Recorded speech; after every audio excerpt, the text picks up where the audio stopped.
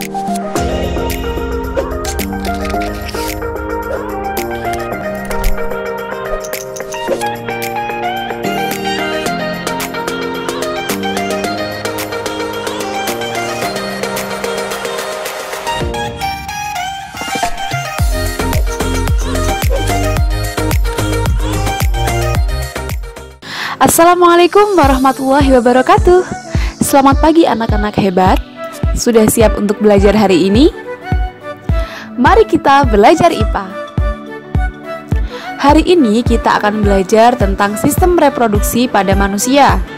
Submaterinya yaitu organ reproduksi pada manusia. Stop, jangan pikiran negatif dulu ya. Materi ini masih dalam batas wajar karena termasuk dalam pembelajaran IPA. Oke, langsung saja, mari kita belajar. Tahukah kamu, manusia berkembang biak dengan cara seksual, yang artinya mereka mampu melakukan yang namanya fertilisasi atau pembuahan.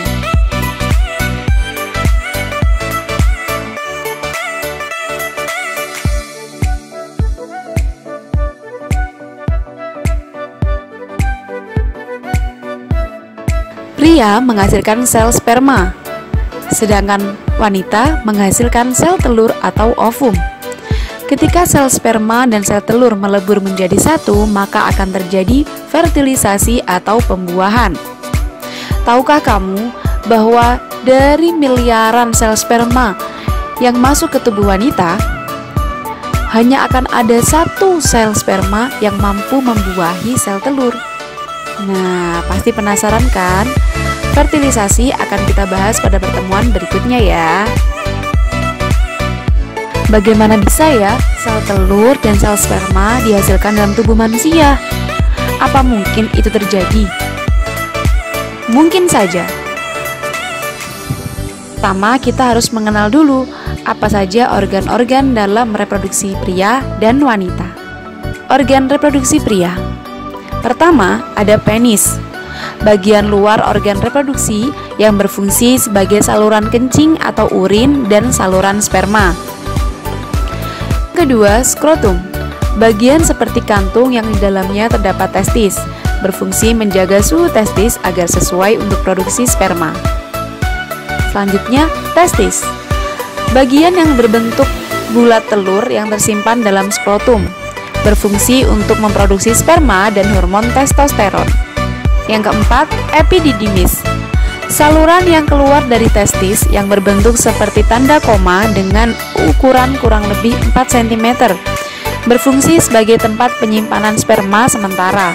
5. Vas deferens, saluran panjang yang mengarah ke atas dan merupakan lanjutan dari epididymis, berfungsi untuk menghubungkan epididymis dan uretra. 6. Uretra, saluran yang terdapat dalam penis, merupakan akhir dari saluran reproduksi, berfungsi sebagai saluran keluarnya sperma dan urin.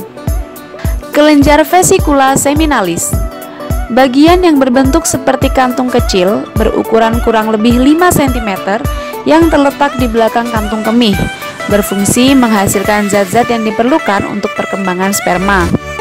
Kelenjar prostat, bagian yang berbentuk seperti kue donat yang terletak di bawah kantung kemih, berfungsi menghasilkan cairan bersifat asam. Kantung kemih sendiri merupakan kantung tempat penyimpanan urin yang sudah jadi dan siap dikeluarkan oleh tubuh. Oleh karena itu, ketika kita menahan buang air kecil terlalu lama, bagian bawah perut kita akan terasa sakit. Itu karena otot-otot pada kantung kemih mulai menegang. Tahukah kamu tentang mimpi basah? Para laki-laki tentunya sudah pernah mengalami ini, terutama yang menginjak usia remaja. Mimpi basah itu wajar nggak sih? Sama nggak dengan ngompol? Nah, berbeda ya. Mimpi basah adalah keluarnya air mani dari penis sebagai tanda bahwa sistem reproduksi pada pria telah matang.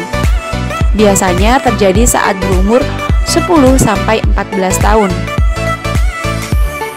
Air mani itu sendiri adalah pengempuran sel-sel sperma dengan getah-getah yang dikeluarkan oleh kelenjar reproduksi.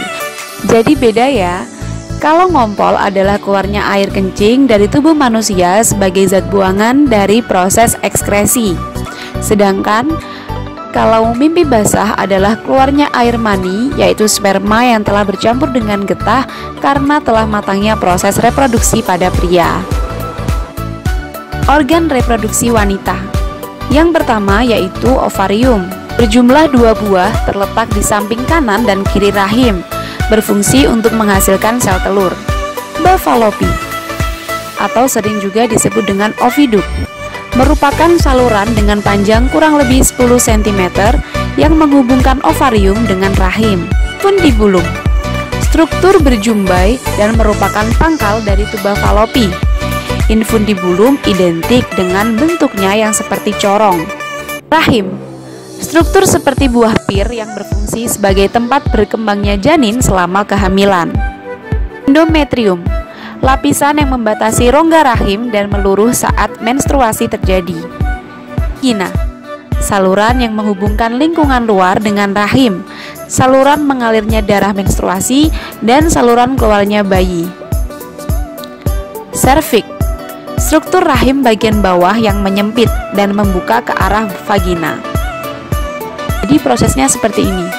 Ovarium menghasilkan sel telur.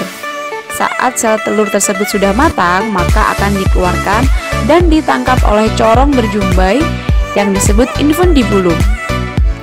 Kemudian sel telur tersebut akan dibawa ke saluran panjang bernama tuba Fallopi. Di sana sel telur akan bertemu dengan sel sperma dan mengalami proses pembuahan hingga terbentuk zigot, dan kemudian akan diteruskan ke rahim. Namun jika tidak terjadi pembuahan, maka sel telur yang berada di tuba Fallopi akan melanjutkan perjalanannya menuju ke uterus atau rahim. Di sana karena tidak terjadi pembuahan, maka dia akan meluruh, menyebabkan dinding rahim atau endometrium juga meluruh, sehingga darah di sekitar rahim juga akan keluar dan terjadilah proses menstruasi. Nah, tentunya sudah tidak asing bukan dengan istilah menstruasi? Ya, menstruasi adalah keluarnya darah yang menyusun dinding rahim akibat sel telur yang dihasilkan oleh ovarium tidak dibuahi oleh sel sperma. Menstruasi terjadi setiap 1 bulan sekali.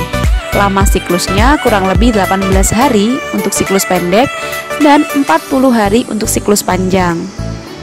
Menyenangkan bukan ketika kita membahas tentang tubuh manusia? Oleh karena itu, tetap sehat, tetap semangat agar kita bisa terus belajar lebih banyak tentang IPA. Sampai jumpa di pertemuan berikutnya. Be the next scientist.